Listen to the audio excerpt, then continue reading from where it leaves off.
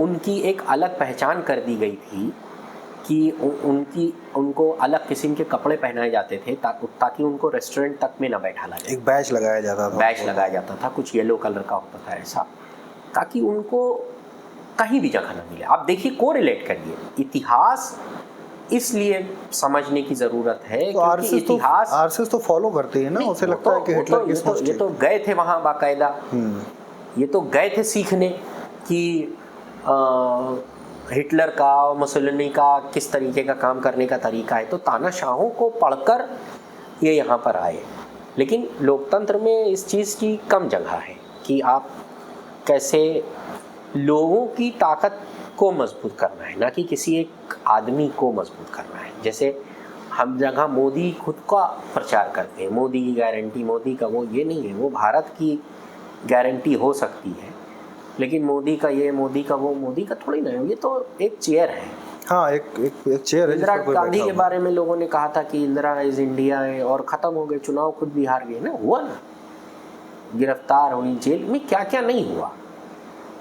इसलिए कह रहे हैं कि समय को लोकतंत्र में प्रेडिक्ट नहीं किया जा सकता है कि नहीं। जाति मकान थोड़े हैं। जाहिर सी बात है। राहत इंदौरी ने कहा है।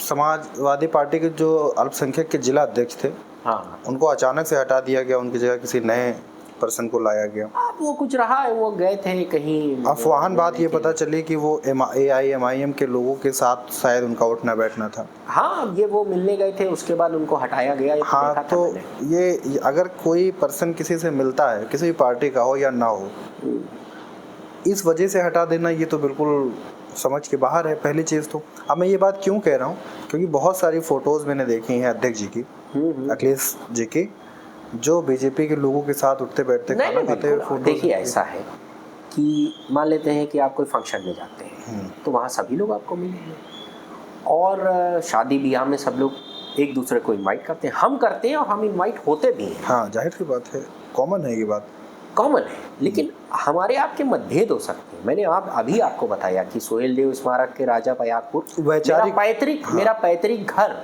वैचारिक मतभेद, मेरे दादा परदादाओं ने राजा साहब के यहाँ से संबंध है। मेरे पिताजी और राजा साहब के पिताजी एक साथ पढ़ते थे, लेकिन एक मतभेद भी है क्योंकि वो बीजेपी में है। ये मतभेद है, वैचारिक मतभेद है, ये वैचारिक मतभेद है।